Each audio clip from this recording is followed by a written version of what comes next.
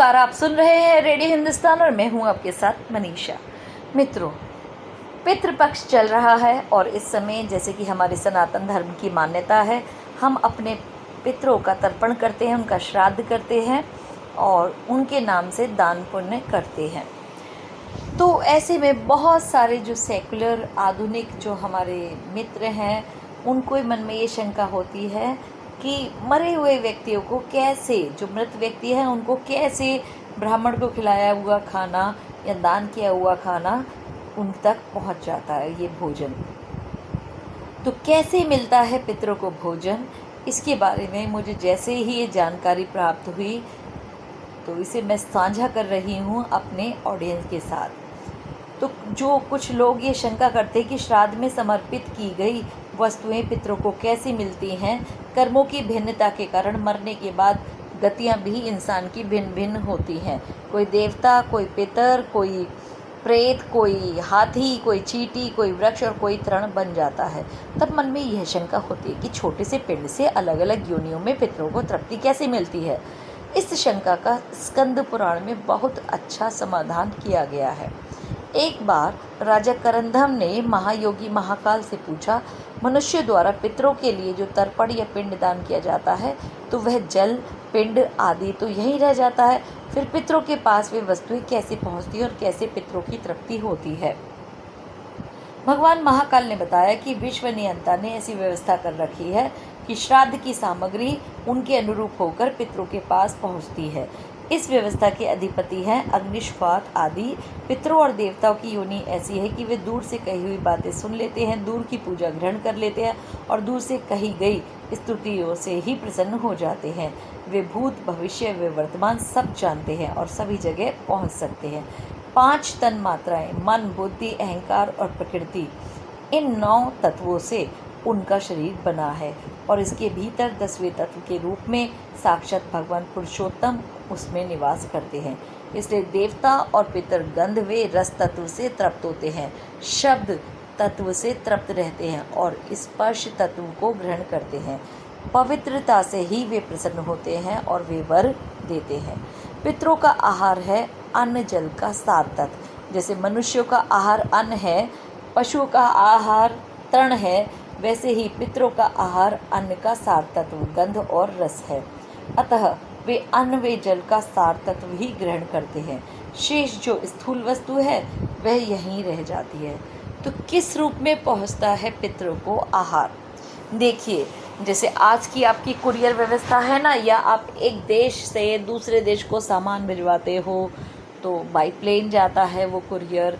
आप एक जगह से यानी कि एक शहर से दूसरे शहर में पहुंचाते हो सामान, और एक जगह पर ही एक कॉलोनी से दूसरी कॉलोनी में सामान को पहुंचाते हैं। तो आप देखिए कि हमारा जो ये सनातन धर्म है वो कितना वैज्ञानिक है कि एक लोक से दूसरे लोक में सामान भिजवाने की व्यवस्था। तो ये जो कोरियर सिस्टम है इसी का ही नाम है श्राद्ध।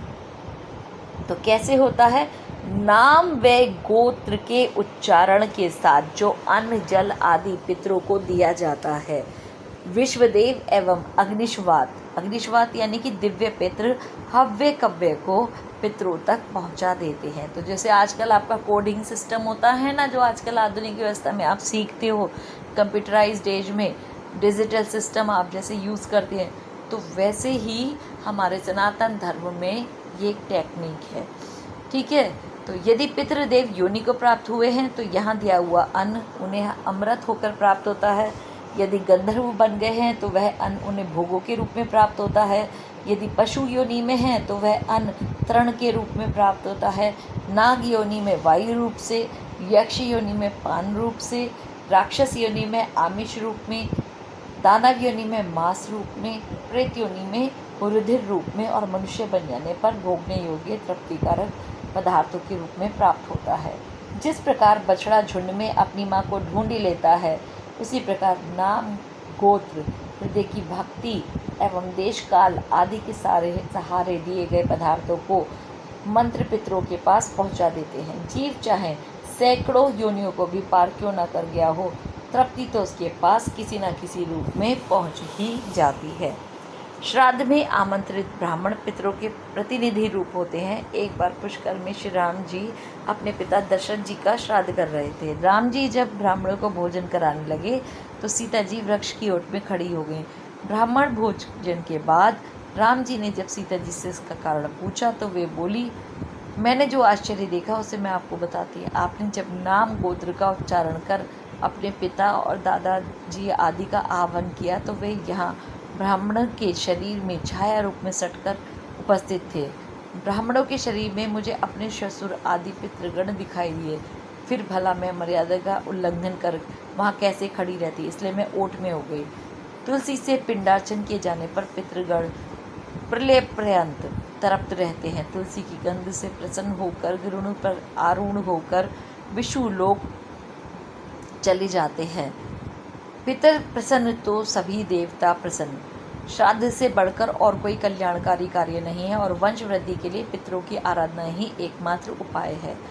आयु है पुत्रान यशः स्वर्ग कीर्तिम पुष्टिम बलम श्रियम पशुन सौख्यम धनम धान्यम प्राप्नुयात् पितृ पूजनात्। यम स्मृति में श्राद्ध प्रकाश में दिया हुआ ये श्लोक है। यमराज जी का कहना है कि श्राद्ध करने से मिलते हैं ये 6 पवित्र लाभ। क्या क्या मिलते हैं? श्राद्ध कर्म करने से मनुष्य की आयु बढ़ती है। पितृगण मनुष्य को पुत्र प्रदान कर वंश का विस्तार करते हैं। परिवार में धन धान्य का अंबार लगा देते हैं। श्राद्ध कर्म मनुष्य के शरीर में बल पौरुष की वृद्धि करता है और यश व पुष्टि प्रदान करता है। पितृगण स्वास्थ्य बल श्रेय धन धान्य आदि सभी सुख श्रेय सारे स्वर्ग और मोक्ष प्रदान करते हैं। श्रद्धा पूर्वक श्राद्ध करने वाले के परिवार में कोई क्लेश नहीं रहता, वरन वह समस्त जगत को तृप्त कर देता है। आशा करती हूँ आज ये जो मैंने आपको बताया, जानकारी दी, आपको श्राद्ध करना भी तार्किक लगा होगा। दान करिए। देखिए, हमारे सनातन धर्म को किसी से कोई प्रॉब्लम नहीं है। जिसको जहाँ दान करना है आप दान कर सकते हैं, भूखे लोगों को खाना खिला सकते हैं। और जो आपके पितर आपके साथ होते हैं आपके माता पिता के रूप में, तो आपको उनकी देखभाल तो अच्छे से करनी ही चाहिए। और ये एक और ऑप्शन है अपनी गलतियों को सुधार करने का, यानी कि जब आप श्राद्ध करते हो श्रद्धापूर्वक अच्छे से, तो अपनी जो आस्था है, जो अपने आदर मान सम्मान है, अपने जो पितरों के प्रति है आपका जो आदर और सम्मान है, वो जब उन तक पहुंचता है तो आपके पास भी वापस आता है उनका आशीर्वाद। तो बड़ों के आशीर्वाद की कामना के लिए हम ये श्राद्ध तर्पण का कार्य करते हैं। आशा करती हूँ आप लोगों ने मेरी पोस्ट को पसंद करते आए हैं और कर रहे हैं, और आपको ये पोस्ट भी पसंद आएगी और आप पूरे कन्विक्शन के साथ, पूरी आस्था के साथ आप श्राद्ध अपने जो पितृ हैं उनका अच्छे से करेंगे और उनका आशीर्वाद भी पाएंगे। तो मिलते हैं नई पोस्ट में, तब तक करते रहिए काम, सुनते रहिए रेडियो हिंदुस्तान।